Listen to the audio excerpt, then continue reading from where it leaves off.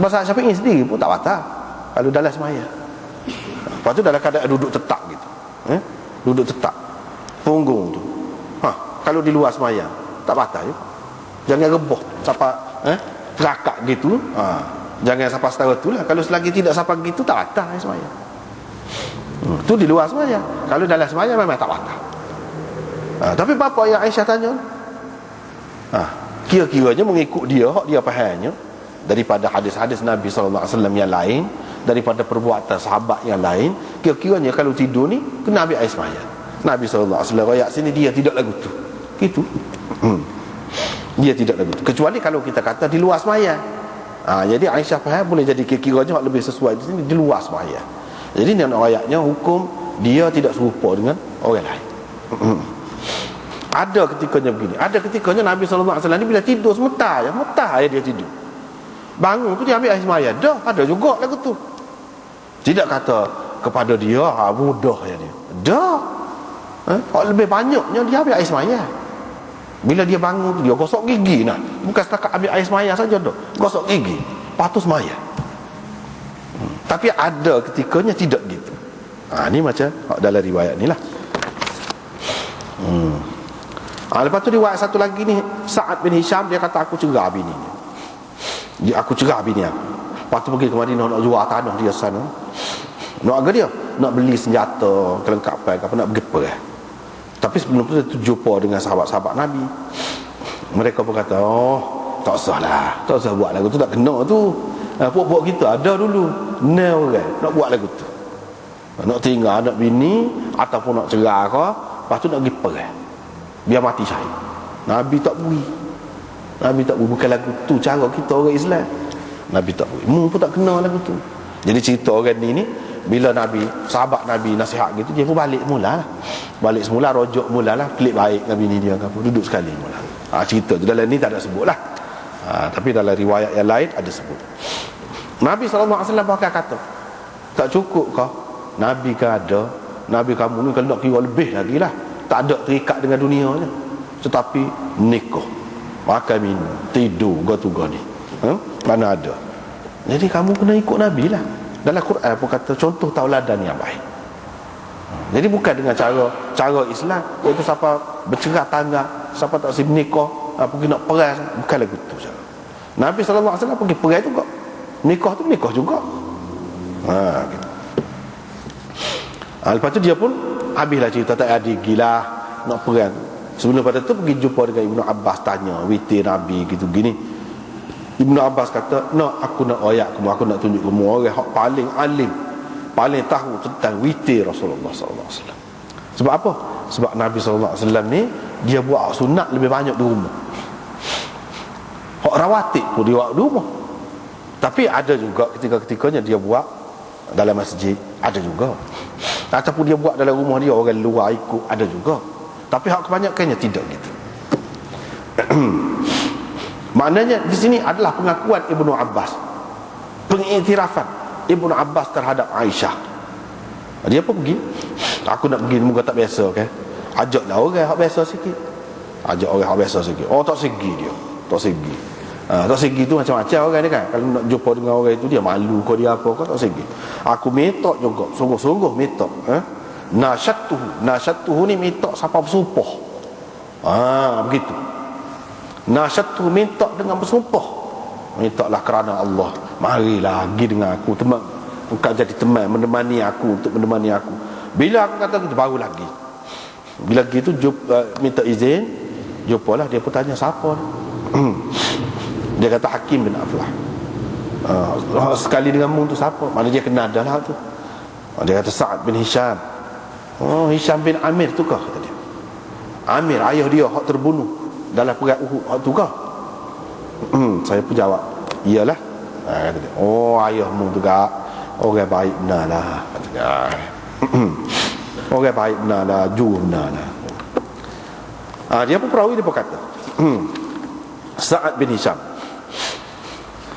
dia kata, saya pun kata, wahai Ummul Mukminin, tolong ceritalah ke saya pribadi Rasulullah di lagu mana. Kamu tak baca Quran? Baca, kalau baca Quran, Quran tu Quran ayat lagu mana? Lagu tu Nabi. Lagu itulah Nabi. Nabi ni Quran yang hidup. Quran yang hidup, Quran yang bergerak. Gitulah kita. Kalau tak tahu lagu mana, betul-betul lagu tu serupa dalam Quran. Peribadi Nabi adalah Quran itu sendirilah. Serupa. Lepas tu saya bertanya pula, Qiyamul Lail lagu mana? Tak baca ke Quran, kata dia. Maknanya Sayyidatina Aisyah Ummul Mukminin ni, dia sahabat-sahabat semua lagu tu. Bahkan kita semua ni pengikut kepada mereka itu, semua nombor satu sekali Quran. Lepas tu hadis. Nombor satu sekali Quran. Tak baca ke Quran? Kalau baca tahu dalam tu. Hak tu rujukan nombor satu. Ya ayyuhal muzammil. Mana surah Muzammil? Saya baca kata dia. Dia kata awal surah tu, bila tu awal surah tu sahabat-sahabat Nabi ni semaya sekali dengan Nabi sampai bekok kaki. Bekok. Kaki. Mana lama semaya tu. Berat benar. Nak lebih ni pun, nak jadi sahabat Nabi ni pun, nak Tuhan iktiraf, nak Tuhan akui kebaikan mereka itu, kelebihan mereka itu dalam Quran ni pun. Kalau kita tengok sini sampai bekok kaki.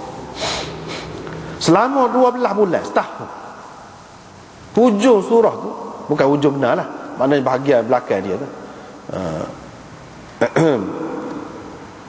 Allah Subhanahu Wa Taala tahan. Tak tu. Hak zaman Nabi ni macam-macam ujiannya, berat-berat. Ujiannya berat-berat. Lepas tu turun akhir dia tu, barulah jadi sembahyang malam tu sunat selepas fardu. Mana sebelum fardu tu sembahyang malam ni fardu. Sembahyang malam ni fardu. Kepada sahabat-sahabat tu pun fardu. Adapun kepada Nabi, adakah bila turun hujung ayat tu jadi sunat pada dia? Khilaf ulama. Ada yang kata tidak jadi fardu, dah jadi sunat, tapi ia tak tinggal ke mana-mana. Ada yang mengatakan tetap fardu kepada dia, hanya mansuh kefarduan itu kepada umat. Sunat dia tu tetap ada. Tetap ada. Perawi pun kata, wayak, tolong ceritalah kepada saya tentang witir Nabi SAW. Dia pun wayak, Nabi SAW witir 8 rakaat.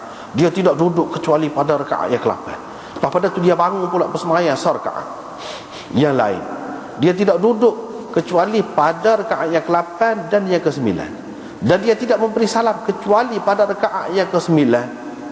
Maknanya gabung semua sekali 9 rakaat. Salah. Tadi 5, ni 9 sekali. Dia tidak beri salam. Pada rakaat yang ke-8 tu pun tidak beri salam. Maknanya witir dia tu 9 rakaat. Maknanya kok sembahyang malam, orang panggil sembahyang malam ni ada kalanya sebagai sembahyang tahajud, ataupun sembahyang witir saja, ataupun campur witir dengan tahajud itu. Itu orang panggil sembahyang malam. Macam di sini dia kata hak 8 tu witir. Witir. Adakah sebut witir ni atas dasar taglib, atau memang witir dengan niat witir semua sekali? Kalau kita kata atas dasar taglib, maknanya sebenarnya hak 8 lagi tu sunat tahajud, rakaat saja itu hak witir, tidak akan jadi lagu tu. Sebab apa? Sebab dia sembahyang sekali salah je. Bermakna dia niat witir sejak di awal lagi. Tidak akan jadi lagu tu. Ni witir semua ni. Menunjukkan witir ni macam-macam rakaat dia. Boleh. Dan tidak duduk, tak ada duduk. Duduknya dia kata pada rakaat yang ke-8 duduk ada. Duduk. Tapi tidak beri salam. Lepas tu dia bangun pula. Sembahyang rakaat lagi. Tapi dia tidak duduk kecuali pada rakaat yang ke-8 dan ke-9. Beri salamnya hanya pada rakaat yang ke-9. Maknanya satu salam. Satu salam. Bukan mana rakaat yang ke-8 tu ada salam, tak ada. Duduk saja ada.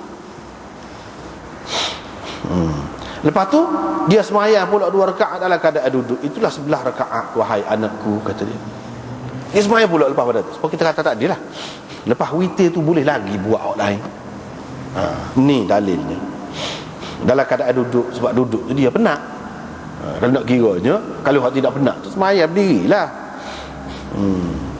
Bila dia sudah berumur dan sudah berisi, dia berwitir 7 rakaat. Dia tidak duduk kecuali pada rakaat yang ke-6 dan yang ke-7.